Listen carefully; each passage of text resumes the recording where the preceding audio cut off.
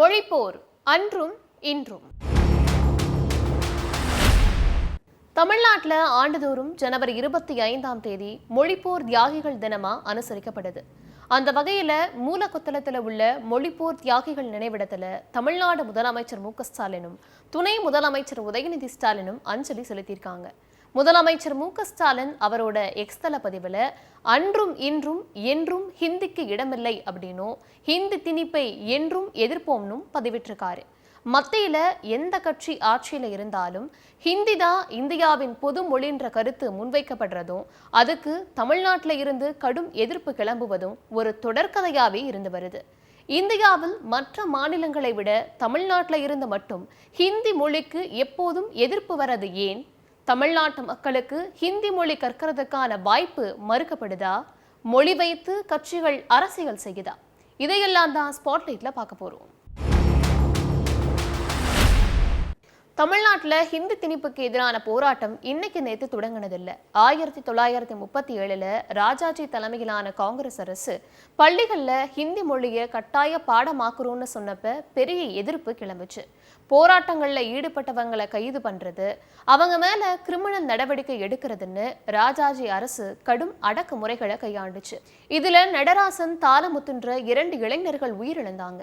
இதையடுத்து 1965 அதுவரை ஆட்சி மொழியா இருந்த ஆங்கிலம் மற்றும் ஹிந்தியில ஆங்கிலத்தை எடுத்துட்டு ஹிந்தியை மட்டுமே ஆட்சி மொழியா ஆக்குறதுல அன்றைய மத்திய அரசு தீவிர முனைப்பு காட்டுச்சு. இதுக்கு தமிழ்நாடு முழுக்க கடும் எதிர்ப்பும் கிளம்புச்சு. ஹிந்தி எதிர்ப்புக்கு எதிராக மாணவர்கள் தொடங்கின போராட்டத்துல தொடர்ந்து பலதரப்பட்ட மக்கள் பங்கேற்க தொடங்கினதுல போராட்டம் விஸ்வரூபம் எடுக்க தொடங்குச்சு. தமிழ் மொழி மீது கொண்ட அன்பலையும் ஹிந்தி திணிப்புக்கு எதிராகவும் கீழப்பழுவூர் சின்னசாமி, கோடம்பாக்கம் சிவலிங்கம், விருகம்பாக்கம் அரங்கநாதன் உள்ளிட்ட பலர் உயிர் தியாகம் செஞ்ச நிலையில போராட்டத்தில் ஈடுபட்டவங்களுக்கு எதிராக அரசு கட்டவிழ்த்த அடக்குமுறையால பல நூறு பேர் பல்வேறு சித்திரவதைக்கு ஆளாகி பலியானாங்க. இத்தனைக்கு பிறகும் போராட்டத்தோட தீவிரம் குறையாததால பனிஞ்ச மத்திய அரசு ஹிந்திய ஆட்சி மொழியாக்கும் முடிவுல இருந்து பின்வாங்குச்சு. இந்த போராட்டங்களோட தாக்கமா மாநிலத்துல ஆட்சியிலிருந்து காங்கிரஸ் அகற்றப்பட்டு திமுக ஆட்சிக்கு வந்துச்சு. இந்த நிகழ்வுகளுக்கு பிறகு தமிழ்நாட்டில் மீண்டும் காங்கிரஸ் ஆட்சிக்கு வரவே முடியாத நிலையை மக்கள் ஏற்படுத்தி இருக்கிறதையும் பார்க்க வேண்டியிருக்கு. காங்கிரஸ் ஆட்சியில ஆட்சி மொழி வடிவத்துல இருந்த ஹிந்தி திணிப்பு பாஜக ஆட்சியில வேறு வடிவத்துல மாற்றம் அடைஞ்சிட்டதா சொல்லப்படுது. மோடி தலைமையிலான ஆட்சியில உருவாக்கப்பட்ட தேசிய கல்விக் கொள்கையில 3 மொழி பாடங்கள் கட்டாயங்கிற விஷயம் இடம்பெற்றிருக்கு.